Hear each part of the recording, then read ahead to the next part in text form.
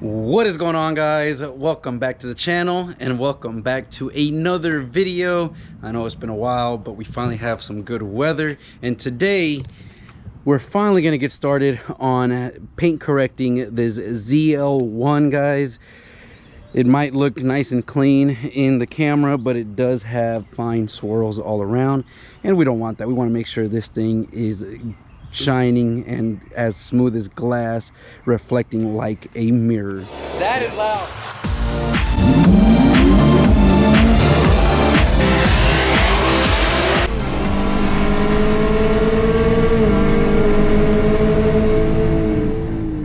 Now, before we jump right into this video, guys, today is Memorial Day, and first of all, we need to be remembering our fallen heroes, guys. Without them putting their lives on the line for us, we would not be able to do what we do and live in this great country of ours. This is one of those few countries, guys, where you can go from your father walking 6 miles to school and not being able to have his first pair of shoes until he was about 8 years old, to his son, or aka me, being able to have fun and enjoy toys like these ZL1. So definitely always keep in mind and remember those that have fallen, to make sure that you can live the life that you live here in the greatest country.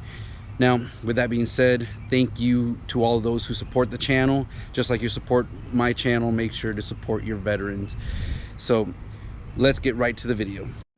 Now, as you guys know, this is my ZL1. I did remove the drag pack, so it's back on the street wheels, and I bought this car used with about 5,000 miles, and it hasn't been that neglected, guys, but the paint does have some swirls. So today is the first step into a long process of paint correcting this vehicle.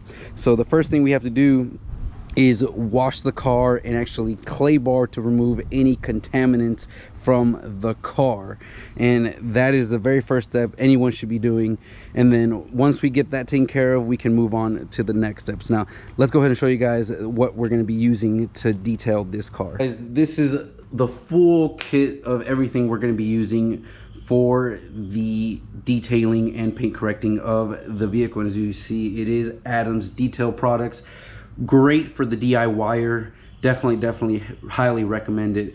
And starting off on this side, here is the Adams Claim It, and this is what we're going to be using to remove all of the contaminants from the surface before we can actually polish.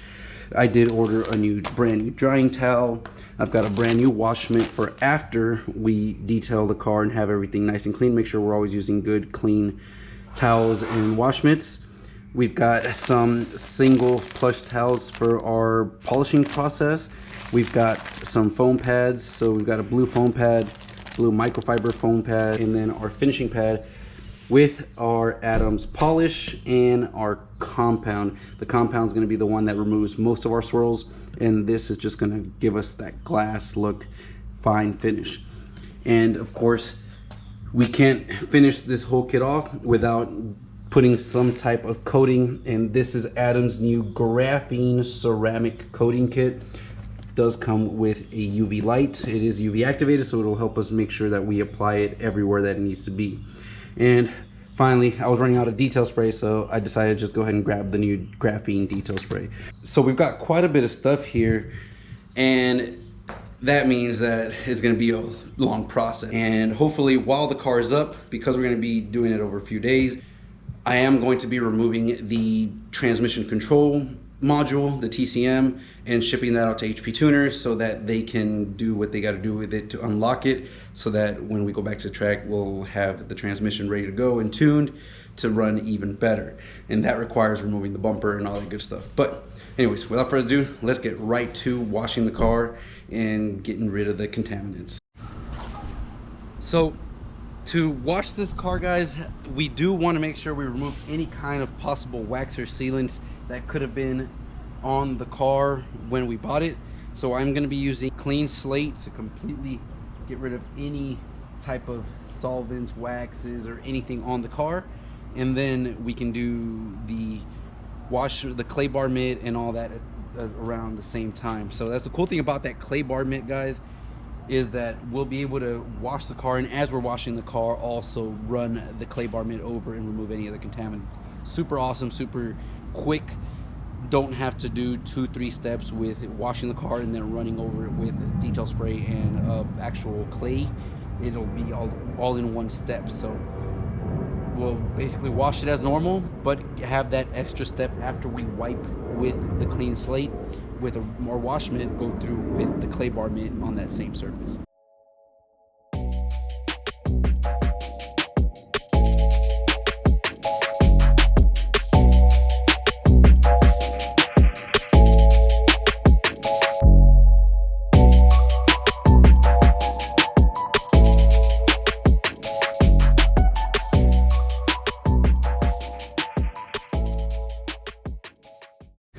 So we just did the whole roof line, guys, the whole top part. Of course, it's cloudy, but the sun still comes out and it can get pretty hot. You do want to do the clay bar with a cooler surface. So going over it with the wash mitt does cool it down, and then we go back again with the clay bar. You want to work in small sections, left to right and then up and down, and you will notice the clay bars and sound feel rough and bumpy, but as you keep working it in left and right, it becomes smoother and smoother. And when you go back again after the clay bar with the wash mitt, you will notice a huge difference with the way the wash mitt just glides over. Let's go ahead and finish this up and move on to the next one.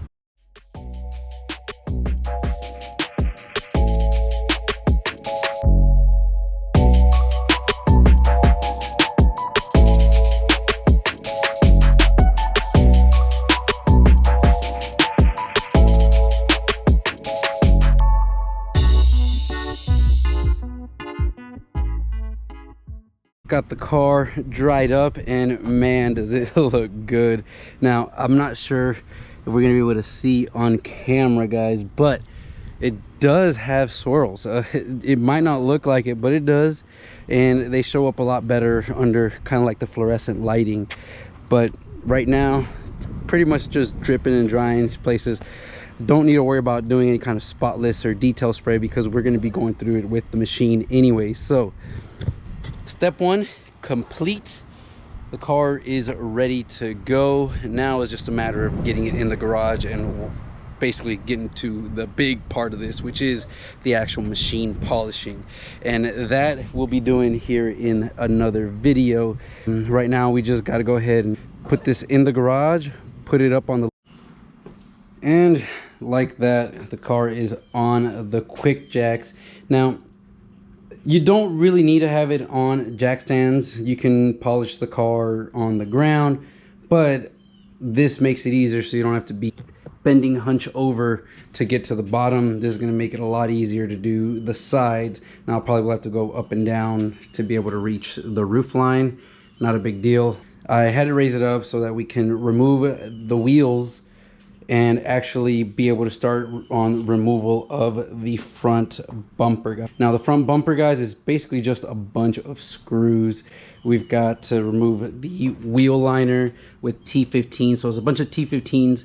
So all around the side, move the fender liner, get one screw that holds this here, and then there's 3 screws along the inside that are on either end, along with on the bottom you've got a bunch of screws on the bottom. So it's going to be a little bit of a work, and the plan is to go ahead and remove this now so that we can get to the transmission control unit so we can ship that out to HP tuners.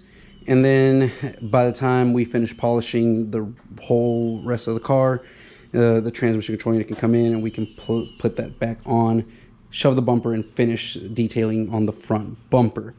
Okay, so we've managed to get this fender. As you can see, it extends all the way under the front bumper here, and we basically had to remove 1, 2, 3, 4 T15s under the fender well, along with 1, 2, 3 on the back. So we've got the 4 here and then 3 from that side.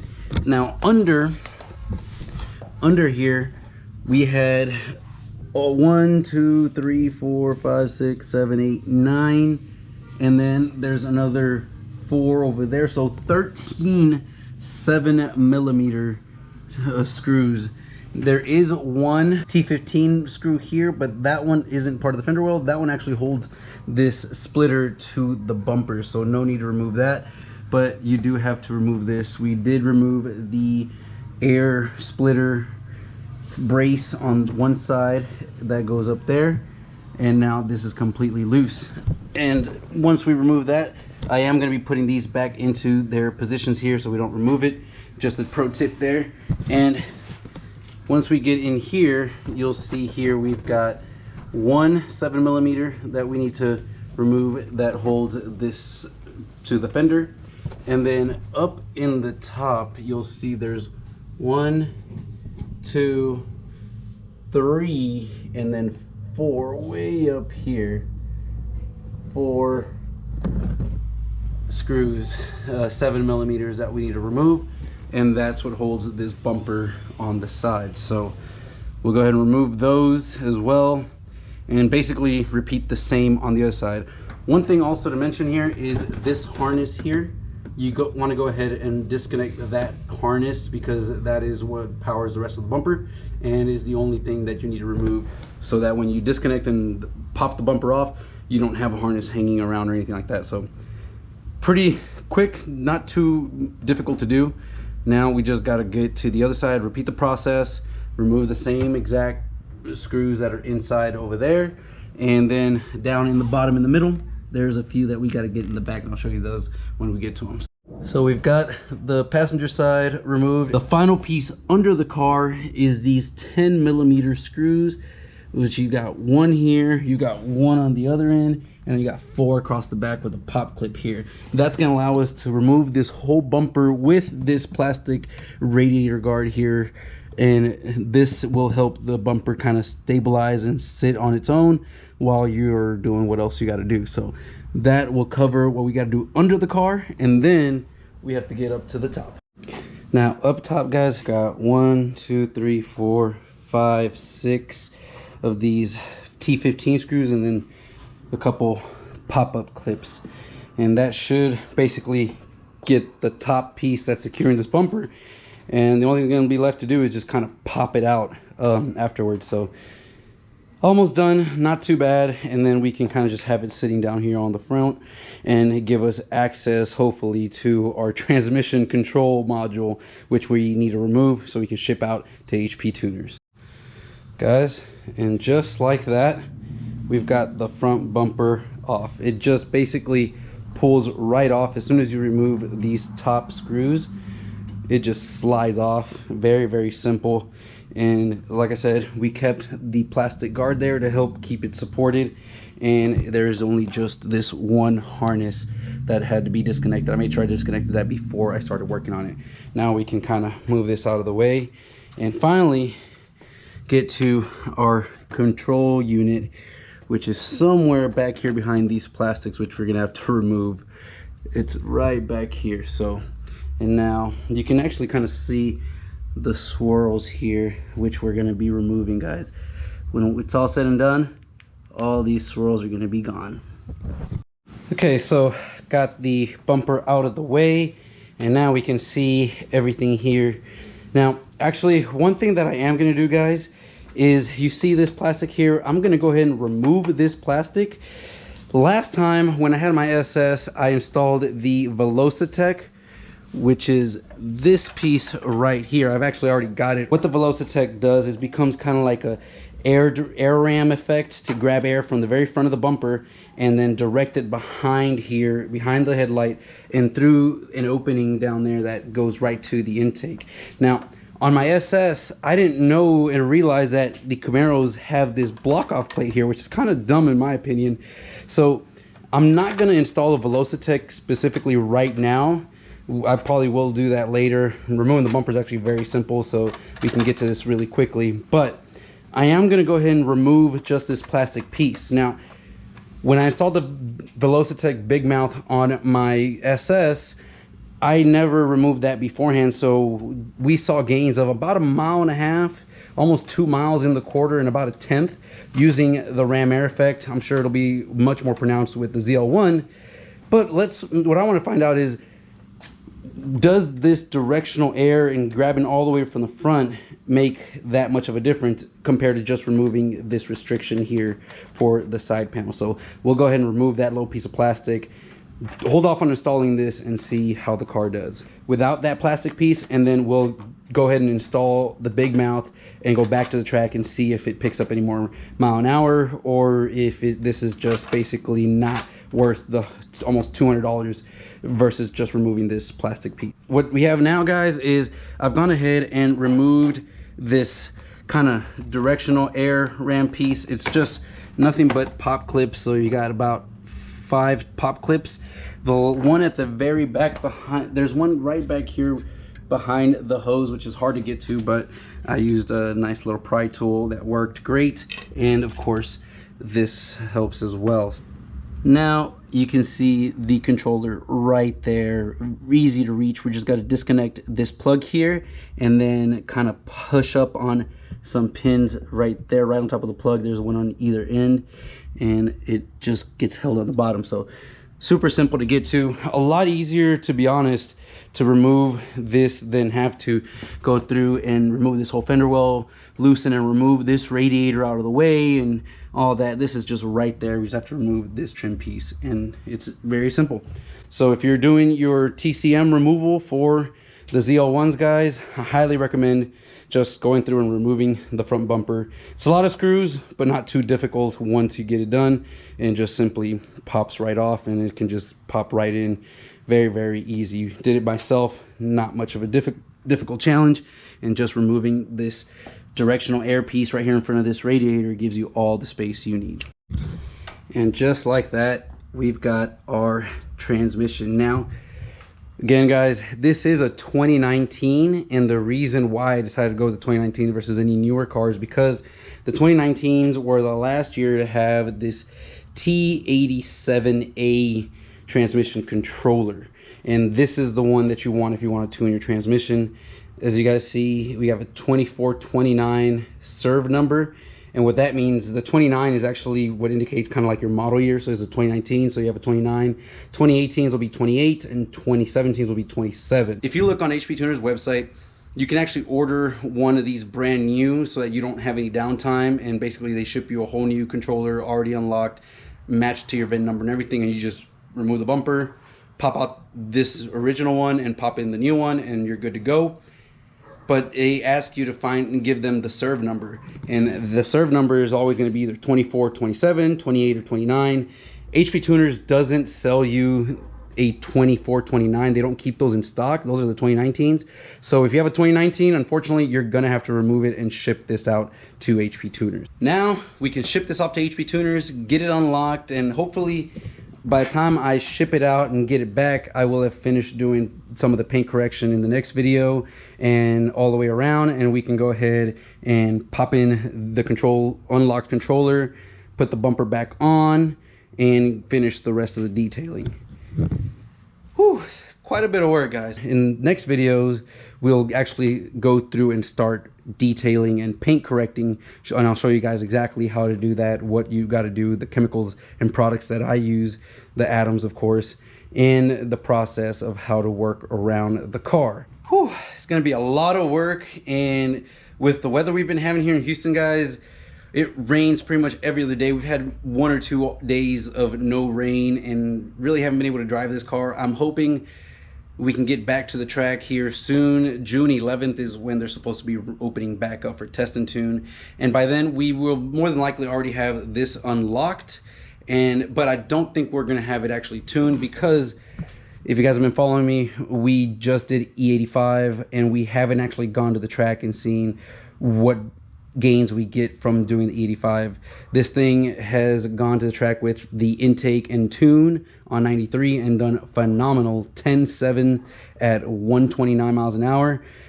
All we got to do now is go back on E85, which definitely is making more power, and see what it'll do on E85. I'm thinking with the transmission unlocked, we should be seeing about 1.4 60 foots. We're about 1.6s right now, and the 1.4 60 foot, guys, the mile per hour this car is trapping, I think we're gonna see some low 10s on just the transmission tune and E85 intake. That's it, which is insane to think about, guys. This thing still has stock headers, I do again have the headers. There's a bunch of stuff going on. I've got the headers, I've got all the cooling stuff.